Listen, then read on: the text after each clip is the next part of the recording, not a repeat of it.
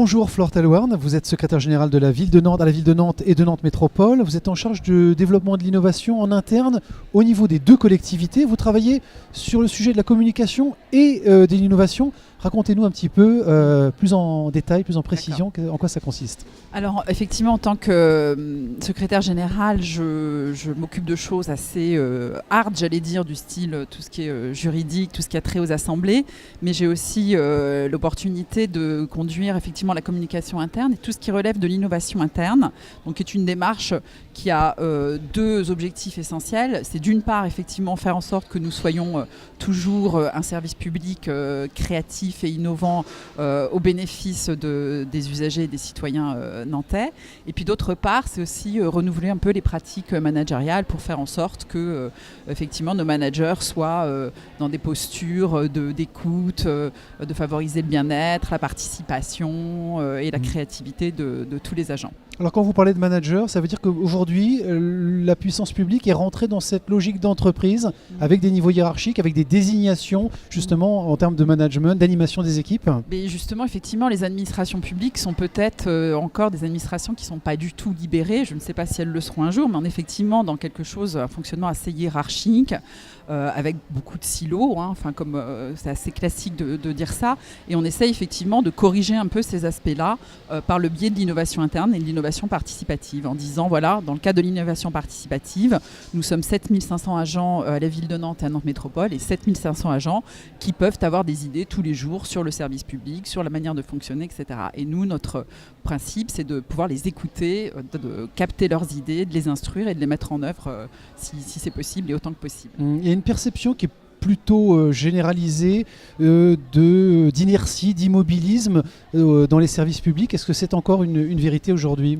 Je ne dirais pas ça, non. Je pense qu'au contraire, il y a beaucoup de Français et beaucoup de Nantais en particulier, il y a des sondages et des enquêtes qui le montrent, qui sont très attachés à leur service public local et qui le trouvent tout à fait de qualité. C'est ce qu'on nous renvoie en tout cas régulièrement et je pense que c'est vrai parce qu'on a un service public qui s'adapte aux attentes, aux besoins, qui se renouvelle, qui rentre dans le dialogue, c'est-à-dire qui écoute les usagers, qui écoute les citoyens, etc. Et donc effectivement, on ne fabrique pas tout seul nos services publics, on ne fabrique pas tout seul notre ville, on le fait de manière de plus en plus participative, à la fois avec les citoyens et les usagers, mais aussi en interne, en suscitant le débat et justement les idées de nos collègues. Vous dites susciter le débat, est-ce que ça veut dire qu'il y a des phénomènes de résistance par rapport au changement, puisque c'est évidemment ce qui nous réunit aujourd'hui dans cette séquence ? Il peut y en avoir forcément, parce que le changement fait toujours peur.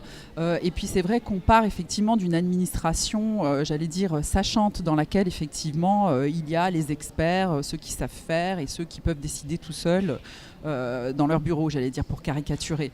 Maintenant, effectivement, l'idée, c'est tout à fait de sortir de ça et de dire qu'une idée, une innovation, elle peut venir non pas d'un grand chef à plume qui a fait de très très hautes études, mais de n'importe quel de nos collaborateurs, d'où qu'ils viennent. Voilà. Flore Talouarn, quels outils vous mettez en place, quel process vous mettez en place concrètement justement pour faire bouger les lignes ? Alors concrètement, ça passe forcément par des outils. Donc on a mis en place un forum sur notre intranet où tous nos collaborateurs peuvent déposer leurs idées.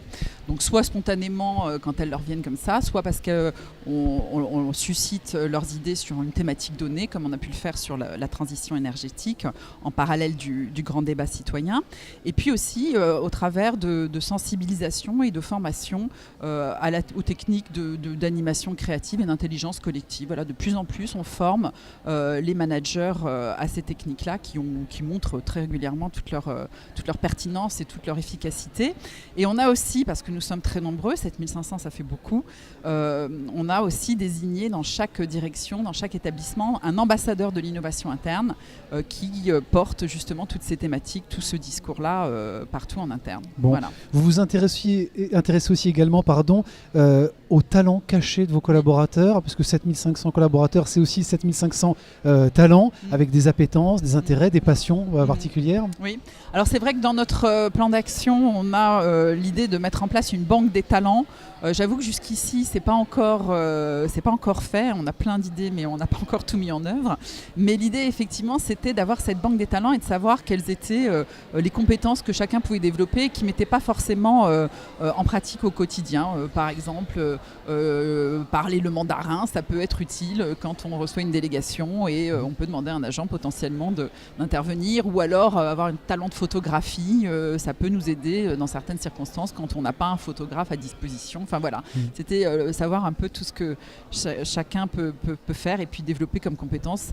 C'est une forme de reconnaissance, ça fait écho avec ce que Serge Marquis nous disait ce matin. Et puis voilà, ça favorise le bien-être de nos collaborateurs. Johanna Roland nous expliquait ce matin les raisons évidemment de votre engagement sur l'accompagnement de cet événement. Vous êtes partenaire de la Fabrique du Changement, 4e édition. Qu'est-ce que vous êtes, vous, venu chercher concrètement aujourd'hui et qu'est-ce qui vous a marqué depuis le démarrage de cette 4e édition ? Alors, à titre personnel, moi, c'est la 3e fois que je viens à la Fabrique du Changement. J'ai toujours été frappée, moi, par l'énergie qui se développe et qui vient de tout le monde, des participants, des organisateurs, des abeilles, etc. Il y a vraiment une énergie positive qui fait un bien fou. On repart, on a envie de casser la baraque, de changer plein de choses. Donc ça, je trouve ça extrêmement positif. Et puis, on rencontre des gens de tous horizons, publics, privés. Ça aussi, ça fait du bien de s'ouvrir. On rencontre aussi des artisans du changement avec lesquels on se dit, tiens, on pourrait développer tel ou tel partenariat. Donc, c'est que du positif. Et puis, on a toujours d'excellentes surprises. Et ce matin, on était plusieurs de Nantes Métropole à écouter Serge Marquis et à finir réellement émus, vraiment émus, profondément émus. Donc, c'était... pour vivre des moments comme ça, c'est bien la Fabrique. Merci Flore Tallouarn, on vous souhaite une belle édition. À Merci. bientôt.